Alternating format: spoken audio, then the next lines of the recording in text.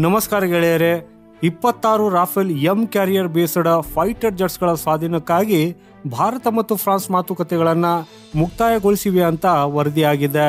ಈ ಒಪ್ಪಂದವು ಸುಮಾರು 7.6 ಬಿಲಿಯನ್ ಅಮೆರಿಕನ್ ಡಾಲರ್ ಮೌಲ್ಯದಾಗಿದ್ದು, ಈ ಒಪ್ಪಂದಕ್ಕೆ 2025 ಏಪ್ರಿಲ್ನಲ್ಲಿ ಫ್ರೆಂಚ್ ರಕ್ಷಣಾ ಸಚಿವರು ಭಾರತದ ಭೇಟಿಯ ಸಮಯದಲ್ಲಿ ಔಪಚಾರಿಕವಾಗಿ ಸಹಿ ಹಾಕುವ ನಿರೀಕ್ಷೆ ಇದೆ. ಭಾರತೀಯ ನೌಕಾಪಡೆಯು ಈಗ ರಾಫೆಲ್ ಎಂ ಅನ್ನ ತನ್ನ ನೌಕಾಪಡೆಯಲ್ಲಿ ಸಂಯೋಜಿಸುವುದಕ್ಕೆ ಸಜ್ಜಾಗಿದ್ದು, ಪ್ರಸ್ತುತ INS 300 ವೈಟ್ ಟೈಗರ್ಸ್ ಮತ್ತು INS 303 ಬ್ಲ್ಯಾಕ್ ಪ್ಯಾಂಥರ್ ಸ್ಕ್ವಾಡ್ರನ್ಗಳು ಹಾರಿಸುತ್ತಿರುವ ಹಳೆಯ MiG-29K ಮತ್ತು MiG-29KUB ಅಂತಹ ಜೆಟ್ಗಳ ಸ್ಥಾನದಲ್ಲಿ ಇದು ಬರಲಿದೆ. ಸೊ ಗೆಳೆಯರೆ, ಇವತ್ತಿನ ಈ ವಿಶೇಷ ವಿಡಿಯೋದಲ್ಲಿ ಈ ಒಪ್ಪಂದದ ಪ್ರಾಮುಖ್ಯತೆ, ರಾಫೆಲ್ ಎಂ ಯುದ್ಧ ವಿಮಾನದ ವಿಶೇಷತೆಗಳು ಹಾಗೂ ಭಾರತೀಯ ನೌಕಾಪಡೆಯ ಭವಿಷ್ಯದ ಮೇಲೆ ಬೀರಬಹುದಾದ ಇದರ ಪರಿಣಾಮಗಳ ಬಗ್ಗೆ ಡಿಟೇಲ್ ಆಗಿ ತಿಳಿದುಕೊಳ್ಳೋಣ. ಸೊ ಅದಕ್ಕಾಗಿ ಇಂಟ್ರೆಸ್ಟಿಂಗ್ ವಿಡಿಯೋವನ್ನು ಕೊನೆವರೆಗೂ ನೋಡಿ ಹಾಗೂ ವಿಡಿಯೋನ ಲೈಕ್ ಮಾಡುತ್ತಾ ಕಮೆಂಟ್ ಅಲ್ಲಿ ಜೈ ಹಿಂದ್ ಅಂತ ಬರೆಯುವುದನ್ನ ಮರೆಯದಿರಿ. ಸೊ ಗೆಳೆಯರೆ, ಭಾರತವು ಈಗ ಫ್ರಾನ್ಸ್ನ ಡಸಾಲ್ಟ್ ಏವಿಯೇಷನ್ ಕಂಪನಿಯಿಂದ 26 ರಾಫೆಲ್ ಎಂ ಯುದ್ಧ ವಿಮಾನಗಳನ್ನ ಖರೀದಿಸುವ ಒಪ್ಪಂದ ಮಾಡಿಕೊಂಡಿದೆ ಹಾಗೂ ಇದರ ಒಟ್ಟು ಮೌಲ್ಯ 7.6 ಬಿಲಿಯನ್ ಡಾಲರ್ದಾಗಿದ್ದು, ಇದಕ್ಕೆ 2025 ಏಪ್ರಿಲ್ನಲ್ಲಿ ಅಧಿಕೃತವಾಗಿ ಸಹಿ ಹಾಕುವ ನಿರೀಕ್ಷೆ ಇದೆ. ಈ ವಿಮಾನಗಳು ಹಳೆಯ MiG-29K ಯುದ್ಧ ವಿಮಾನಗಳನ್ನು ಹಿಮ್ಮೆಟ್ಟಿಸಿ INS ವಿಕ್ರಾಂತ್ ಮತ್ತು INS ವಿಕ್ರಮಾದಿತ್ಯ ನೌಕೆಗಳಲ್ಲಿ ಸೇವೆಗೆ ಸೇರಲಿವೆ ಹಾಗೂ ಭಾರತ ಈ ಒಪ್ಪಂದದಡಿಯಲ್ಲಿ 22 ರಾಫೆಲ್ ಎಂ ಯುದ್ಧ ವಿಮಾನಗಳು ಮತ್ತು 4 ರಾಫೆಲ್ ಬಿ ಟ್ರೈನಿಂಗ್ ಏರ್ಕ್ರಾಫ್ಟ್ಗಳನ್ನು ಖರೀದಿಸುತ್ತಿದೆ. ಪ್ರಸ್ತುತ ಭಾರತೀಯ ನೌಕಾಪಡೆಯು MiG-29K ಯುದ್ಧ ವಿಮಾನಗಳನ್ನು ಬಳಸ್ತಾ ಇದೆ.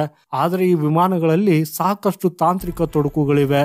ಹೆಂಗಂದ್ರೆ additional maintenance cost, technical defects ಮತ್ತು ಸಮುದ್ರದ ಪರಿಸ್ಥಿತಿಗಳಿಗೆ ಕಡಿಮೆ ಹೊಂದಾಣಿಕೆ ಇವು ನೌಕಾಪಡೆಯ ಪರಿಸ್ಥಿತಿಗೆ ಸೂಕ್ತವಲ್ಲ ಅನ್ನೋದು ಸಾಬೀತಾಗಿವೆ.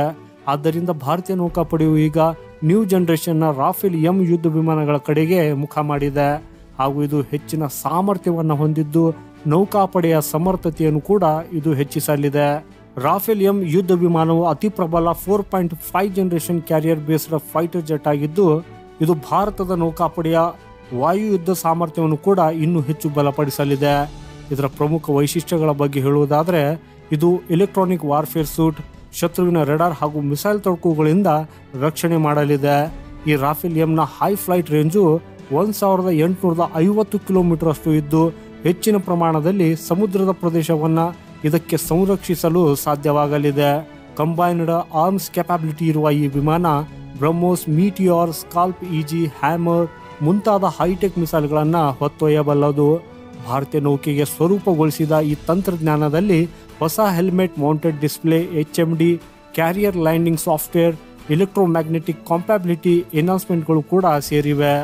ಸೊ ಭಾರತ ಈಗ ಈ ಒಪ್ಪಂದದ ಅಡಿಯಲ್ಲಿ ಮೇಕ್ ಇನ್ ಇಂಡಿಯಾ ಪ್ರಯತ್ನವನ್ನು ಉತ್ತೇಜಿಸಲು ಈ ಡಸಾಲ್ಟ್ ಏವಿಯೇಷನ್ಗೆ ತನ್ನ ಪ್ರಸ್ತಾವನೆ ನೀಡಿದೆ.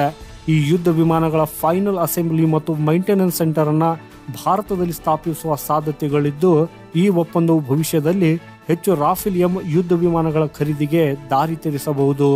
ಭಾರತದ twin engine deck based fighter jet TEDF ಅನ್ನೋ ಕಂಪನಿ ಈಗ ಸ್ವದೇಶಿ ನೌಕಾ ಯುದ್ಧ ವಿಮಾನವನ್ನ ಅಭಿವೃದ್ಧಿಪಡಿಸ್ತಾ ಇದೆ.